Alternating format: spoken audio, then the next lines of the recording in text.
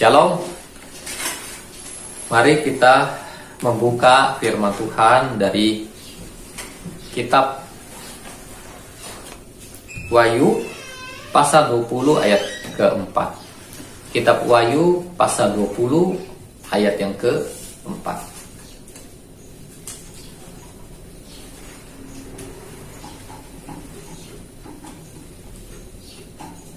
Wahyu pasal 20 ayat yang keempat, kita baca.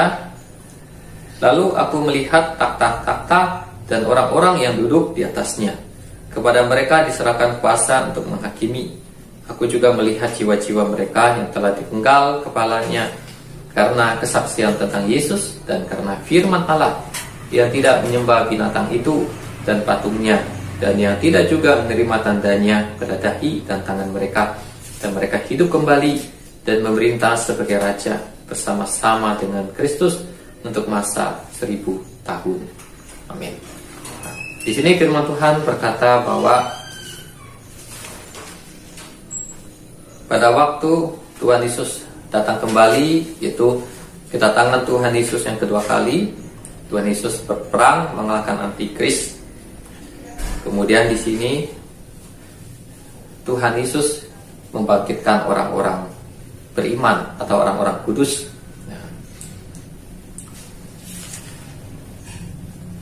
Orang-orang yang dibangkitkan ini, ya, salah satunya ya adalah juga ya yaitu orang-orang yang di sini dikatakan yaitu yang dipenggal kepalanya, ya, karena ada 3 hal, ya, ada 3 sebab di sini, ya.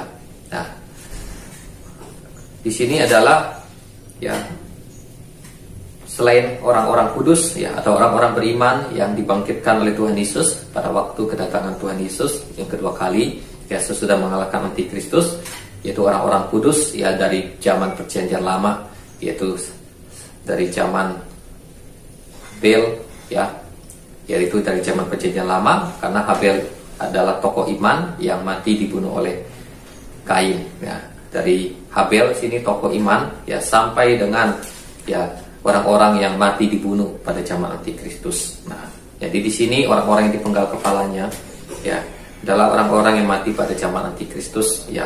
Jadi di sini dipenggal kepala artinya dibunuh, ya. Nah, jadi pada waktu zaman antikristus, ya, hukumannya ya bisa dipenggal kepalanya maupun juga dengan cara-cara yang lain, ya. Nah, jadi di sini adalah orang-orang yang mati, ya, karena di sini mereka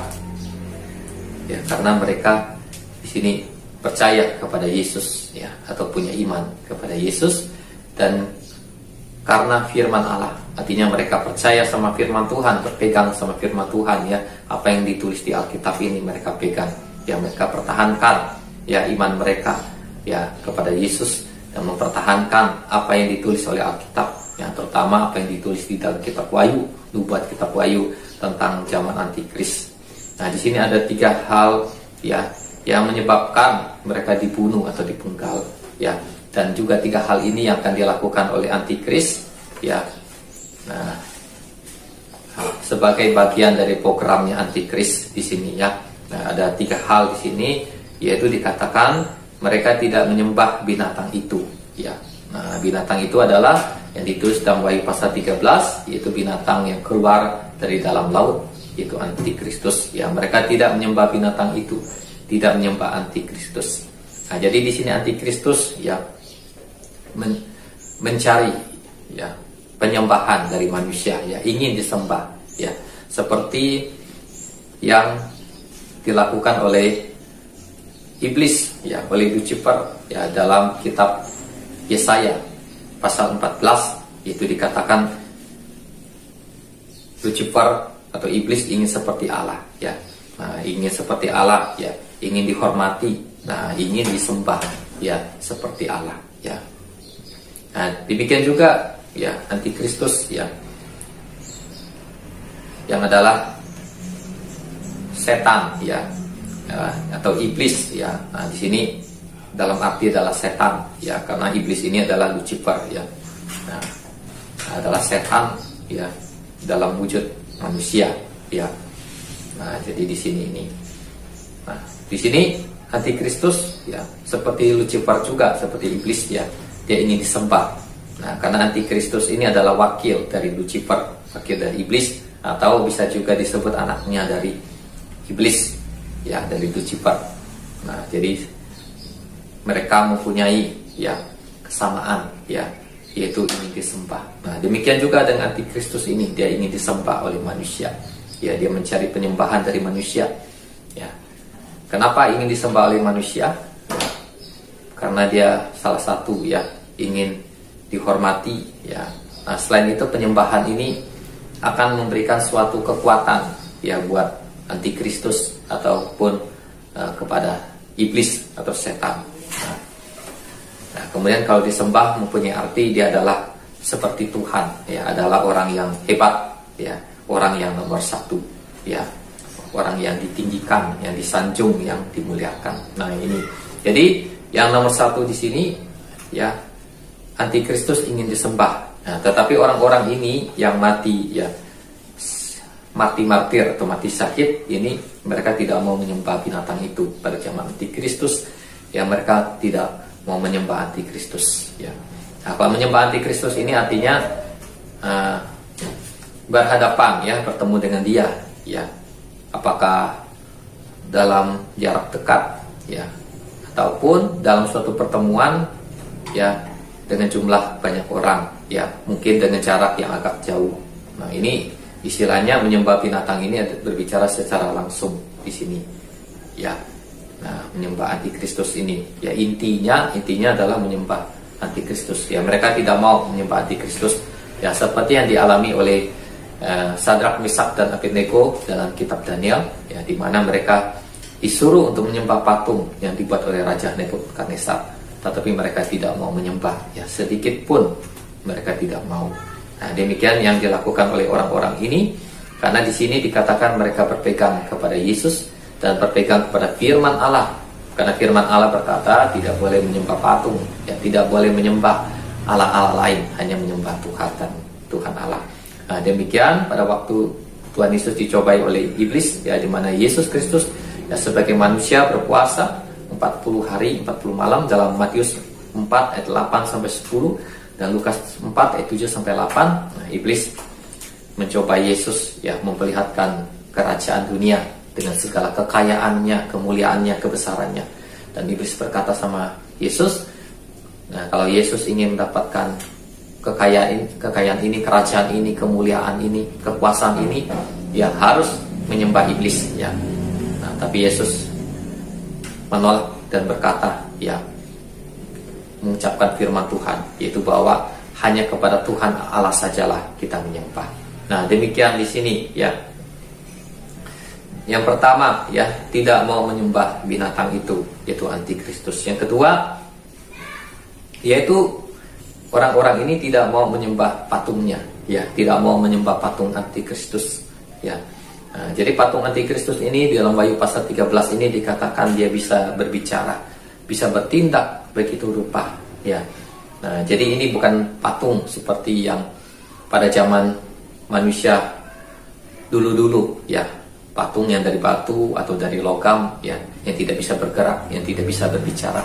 Nah, tetapi patung ini adalah ya patung zaman modern ya, yang bisa berbicara ya, atau yang sekarang sudah mulai ya diketahui oleh orang-orang bahwa patung tersebut adalah robot ya, robot yang diberikan kecerdasan buatan atau yang disebut AI, atau dalam bahasa Inggrisnya disebut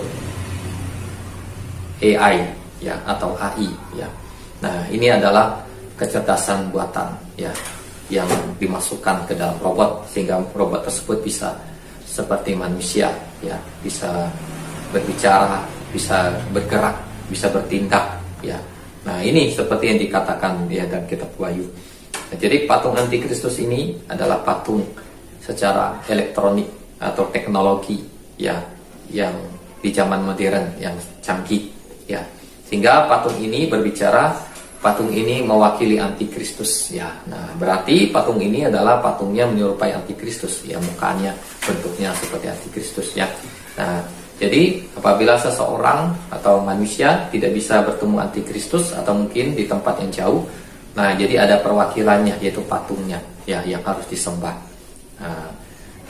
Ya patungnya inilah ya yang sebagai wakil antikris. Nah, bisa jadi ya pada zaman antikris patung ini akan ditaruh ke banyak tempat ya, di tempat-tempat ya untuk dijadikan pusat penyembahan ya oleh manusia ya. Karena antikristus dia tidak bisa ya dalam ke banyak tempat ya, hanya dengan satu pribadi aja tidak bisa ke banyak tempat. Nah, karena itu dia menggunakan patung-patung ini ya sebagai wakil dia. Nah, patung ini bisa berbicara, bisa bergerak ya karena sudah diprogram ya, sehingga dikatakan dalam kitab Wahyu pasal 13 patung antikristus ini ya bisa berbicara, bisa bergerak. Nah, ini yang kedua ya, jadi patung ini berfungsi sebagai wakil antikris ya untuk disembah oleh manusia ya pada zaman antikristus. Terus yang ketiga ya, orang-orang yang dipenggal kepala ini mereka tidak mau menerima tanda antikris ya, tidak mau menerima tandanya ya, tanda antikristus atau yang juga disebut tanda binatang ya. Mereka tidak mau menerima tanda dari antikristus ini, yaitu pada dahi mereka dan pada tangan mereka ya. Nah, jadi tanda antikristus ini juga sama seperti patung tadi, yaitu adalah suatu barang elektronik ya, suatu tanda elektronik ya yang dimasukkan oleh antikris. Nah, ini bisa berbicara, dan berbicara adalah suatu benda yang kecil atau yang saat ini yang disebut dengan chip ya, suatu benda kecil, chip. Nah, di sini dalam kemajuan teknologi manusia itu ya ada chip yang sangat kecil sekali atau yang dikenal juga yang disebut dengan nanobot atau nanorobot yang ukurannya adalah sebesar virus corona. Nah, itu adalah chip yang paling kecil ya. Nah, inilah barang atau benda yang digunakan oleh antikris ya, yang dimasukkan ke tubuh manusia. Nah, ini barangnya ini dimasukkan dan ditaruh ya ke tangan dan di dahi manusia ya, karena di tangan dan di dahi ini ya, ini adalah pusat ya dari tingkah laku manusia ya, karena dahi ini kepala adalah pemikiran manusia dan tangan ini adalah berbicara tentang pekerjaan atau perbuatan dari manusia. Nah, ini ditaruh. Nah, selain itu di dahi dan di tangan ini ada sesuatu ya di tubuh manusia yang bisa digunakan ya, karena bisa berbicara di tangan dan di dahi ini ada suatu panas ya dari tubuh manusia, sehingga panas tubuh manusia ini ya bisa digunakan untuk teknologi ya untuk menjalankan benda atau boleh disebut chip kecil ini ya, sehingga benda ini bisa bekerja ya, karena benda-benda ini bekerja dia memerlukan tenaga ya, memerlukan baterai ya. Nah, jadi baterai atau tenaganya itu adalah dari suhu manusia ya, dari kekuatan manusia atau suhu manusia. Nah, ini biasanya ada pada dahi, kepala, dan ada pada tangannya ya, pada tangannya ini ya. Nah, jadi ini tanda ini ditaruh ya di dahi dan di tangan. Nah, di sini kegunaan dari tanda ini yang ditaruh pada dahi dan tangan itu ditulis dalam Wahyu pasal 13 ayat 17, yaitu kegunaannya untuk membeli dan menjual ya. Nah, jadi dikatakan kalau orang yang tidak memakai tanda antikris di tangan dan di dahinya, mereka tidak bisa membeli, tidak bisa menjual ya, mereka tidak bisa melakukan kegiatan, tidak bisa melakukan transaksi. Nah, jadi di sini hanya ditulis membeli dan menjual ya.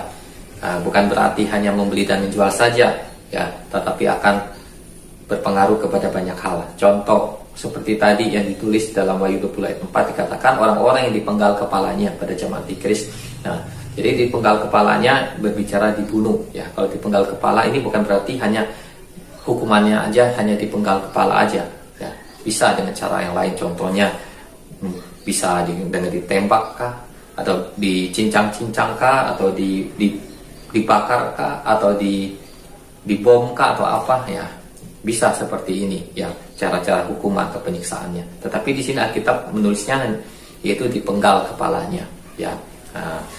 Dan demikian juga di sini dalam Wahyu pasal 13 ini hanya ditulis membeli dan menjual ya. Tetapi bukan hanya sebatas membeli dan menjual, tapi bisa digunakan untuk hal-hal yang lainnya ya. Bisa untuk untuk identitas manusia ya, bisa untuk keperluan lainnya ya yang ada hubungannya. Jadi tidak hanya membeli dan menjual saja ya.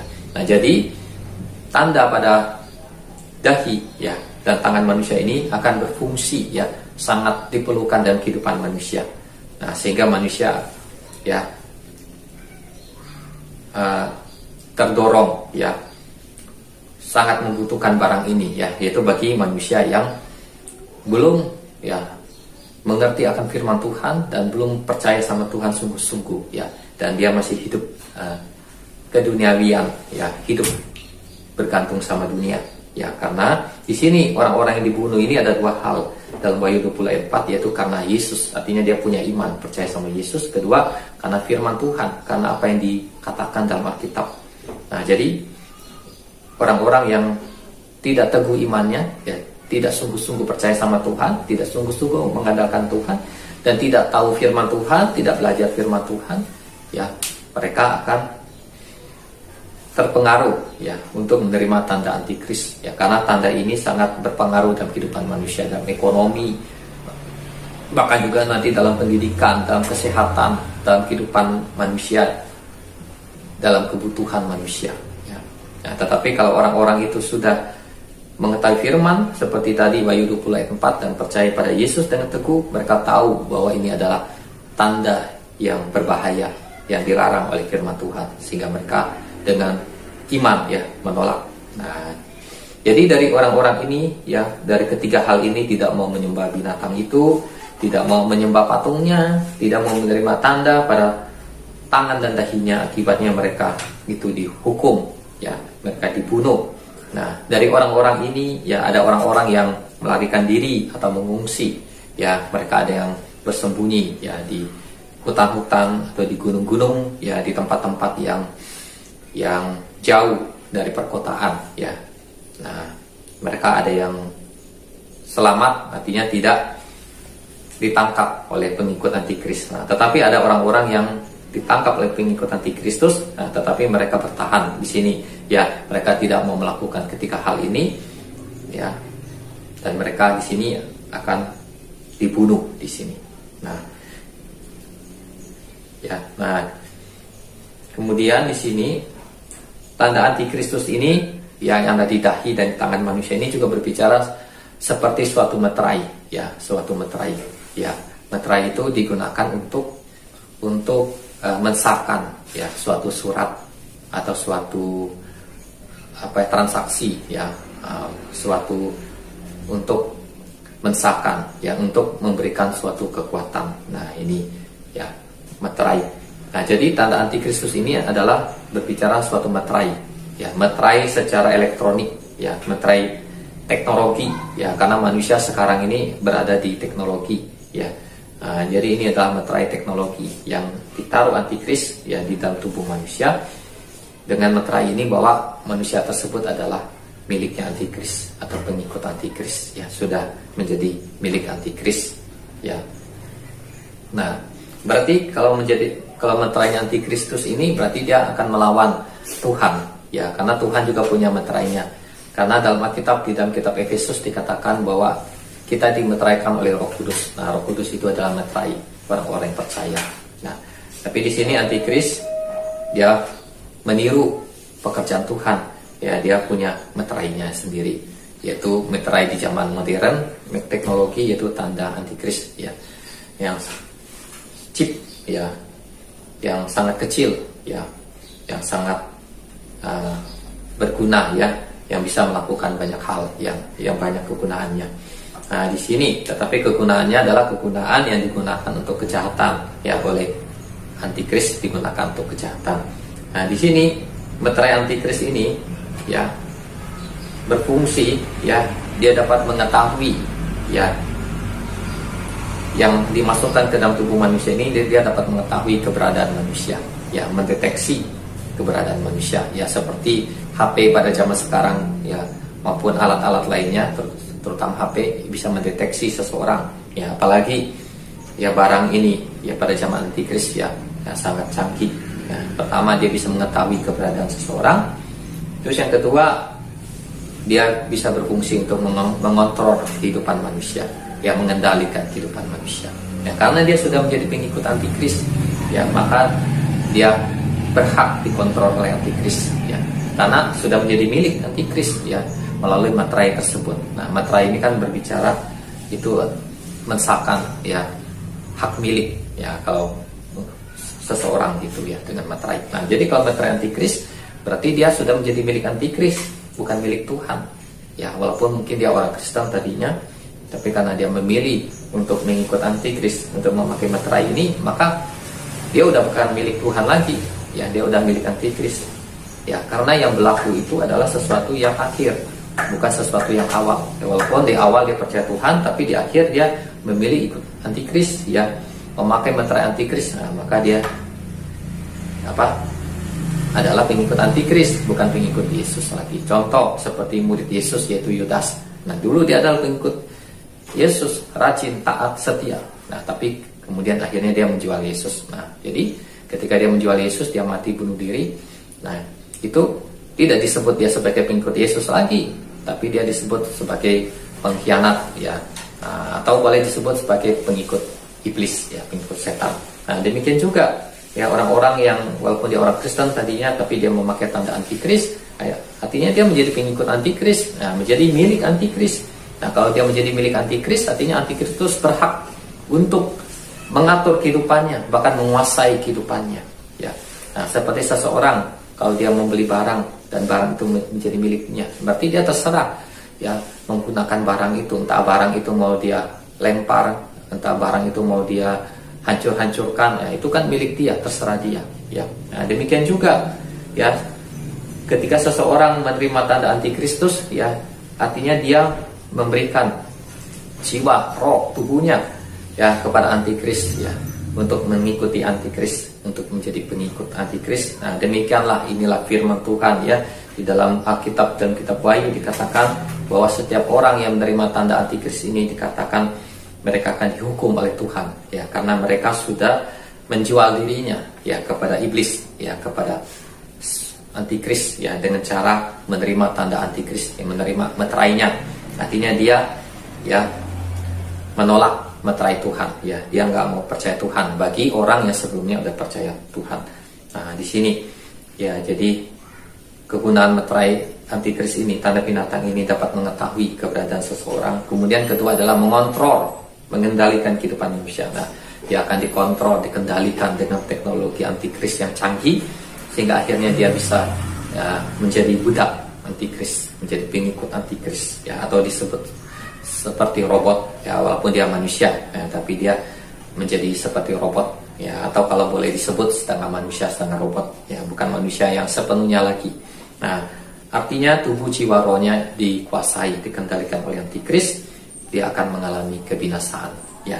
Makanya di dalam Alkitab itu dikatakan di dalam Wahyu 16 ayat 9 sampai dan juga Wahyu 16 ayat 11 itu dikatakan bahwa manusia-manusia itu tidak bisa bertobat, ya, karena tanda antikris ini akan mengubah perilaku hidup mereka. Nah, salah satu, ya, tujuan atau fungsi dari tanda ini yang paling utama, ya, salah satu yang penting, ya, dari pekerjaan tanda ini adalah membuat manusia itu tidak bisa bertobat, ya. Artinya kalau nggak bertobat itu artinya dia nggak percaya Tuhan, artinya dia tidak menghiraukan Tuhan, dia tidak mau mencari Tuhan, dia tidak punya hati untuk Tuhan. Nah, ini memang dikerjakan oleh tanda binatang ini, oleh tanda elektronik ini, ya, sehingga mengubah, ya, manusia, ya, sehingga tidak bisa bertobat. Nah, di sini kita akan melihat rahasia kerja dari tanda binatang ini, ya. Rahasia kerja dari tanda binatang ini yaitu tanda binatang ini atau tanda antikristus ini akan berfungsi di dalam tubuh manusia apabila manusia tersebut, ya, dengan rela hati, ya, dari dalam hatinya ya memberi dirinya ya dengan ikhlas ya untuk dimasukkan tanda ini ya, untuk ditaruh tanda ini dalam tubuhnya, apakah di tangan atau di dahi ya. Jadi dari dalam hatinya ya, dengan kerelaan ya, keikhlasan, atau menjadi pilihan dia, keinginan dia ya, untuk menerima tanda tersebut di tubuhnya, atau untuk mengikuti ya program-program dari antikristus ini. Artinya dia sudah memberikan kebebasan penuh ya, atau menjual dirinya kepada antikristus ya, melalui tanda binatang ini. Nah, apabila seseorang seperti itu, maka ketika tanda binatang ini masuk ke dalam tubuhnya, maka dia akan bekerja ya, karena dia bekerja ya, dengan alat teknologi ya, dan alat teknologi ini akan bekerja juga secara roh ya, secara spirit ya. Nah, maka di sini dia akan mengubah manusia tersebut ya, menjadi hatinya keras ya, seperti batu keras ya, tidak mau bertobat lagi, berbuat dosa ya, nggak percaya Tuhan ya, walaupun orang istilahnya menginjili dia, menyuruh dia bertobat, ataupun dia kena malapetaka, kena bencana pun dia tetap tidak akan bertobat, malah dia akan melawan Tuhan, mengucap Tuhan. Nah, ini dikerjakan oleh tanda binatang ini ya. Tetapi apabila tanda binatang ini ya, seandainya seseorang tidak mau menerimanya ya, dia tidak ikhlas untuk menerima tanda ini, apalagi dia tahu firman Tuhan bahwa tanda ini berbahaya ya, dan tidak sesuai kehendak Tuhan. Nah, tetapi tanda ini masuk ke dalam tubuh dia ya. Nah, tetapi tanda ini tidak bisa untuk membinasakan dia ya, karena di dalam hati dia itu masih ada iman, percaya sama Tuhan, dan dia sebenarnya gak mau menerima tanda ini ya, karena tanda ini ya dipaksakan ya, atau mungkin berbagai hal lainnya ya masuk ke tubuh dia.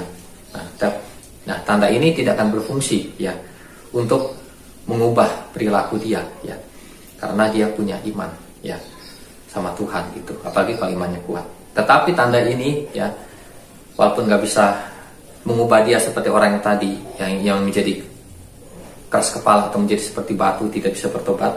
Nah, walaupun tanda ini tidak bisa mengubah dia, karena dia tidak memberikan izin kepada tanda ini ke dalam tubuhnya ini ya, tetapi tanda ini dapat merusak tubuh dia ya, dapat membuat dia sakit, dapat membuat dia menderita ya.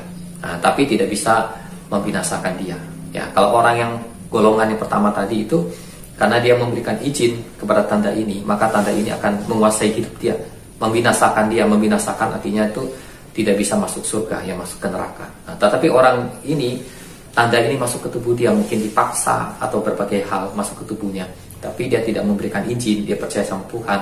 Nah, tetapi tanda ini hanya sebatas untuk merusak tubuh dia, membuat tubuhnya sakit, atau membuat ada hal-hal yang aneh pada tubuh dia ya. Nah, tetapi ini jiwanya ini, rohnya ini, karena iman dia itu, dia masih bisa selamat ya, masih bisa diampuni ya, masih bisa selamat. Nah, jadi tanda ini, yang peran penting dari tanda ini akan bekerja sangat sempurna, sangat efektif, sangat hebat apabila manusia mengizinkan ya dalam hatinya secara ikhlas ya, menerima tanda antikris, menerima tawaran antikris, atau mau menjadi pengikut antikris ya, mereka memberikan izin ikhlas ya, maka tanda ini akan bekerja sempurna ya di tubuh manusia, menguasai tubuh jiwa rohnya. Tapi kalau manusia nggak dengan ikhlas ya, dia tidak mengizinkan ya dengan imannya dia masih percaya Tuhan ya, maka tanda ini bekerja tetapi tidak bisa membinasakan kehidupan dia ya, tapi hanya membinasakan tubuhnya bisa sakit ya, bisa aneh-aneh ya. Nah, tapi dia itu masih bisa selamat ya. Nah, jadi yang paling baik adalah jangan sampai menerima tanda ini ya, karena tanda ini bisa merusak tubuh, kesehatan, jiwa, roh. Nah, jiwa itu artinya sifat, roh itu artinya keselamatan hidup yang kekal ya. Yang paling baik tidak usah menerima tanda ini ya, karena ini firman Allah sudah katakan ya. Nah, jadi inilah cara kerja tanda ini ya. Kalau diberi izin, dia akan bekerja sempurna dalam tubuh manusia, tapi kalau tidak ya, apabila dia masuk ke tubuh manusia, itu merusak tubuh manusia ya, membuat sakit ataupun bisa mati, atau membuat yang aneh-aneh ya, tapi tidak bisa membuat dia untuk tidak mendapatkan keselamatan dari Tuhan, ya, karena orang itu tidak memberikan izin, ya, dia masih percaya punya iman sama Tuhan. Nah, paling baik adalah tanda itu tidak masuk ke tubuh manusia. Nah, jadi tanda ini tadi adalah berbicara seperti meterai, dan tanda ini adalah juga berbicara adalah senjata biologis, ya. Tanda antikristus ini adalah senjata biologis, senjata pembunuh, ya. Tujuan antikristus ini adalah membunuh, ya, dengan senjata ini.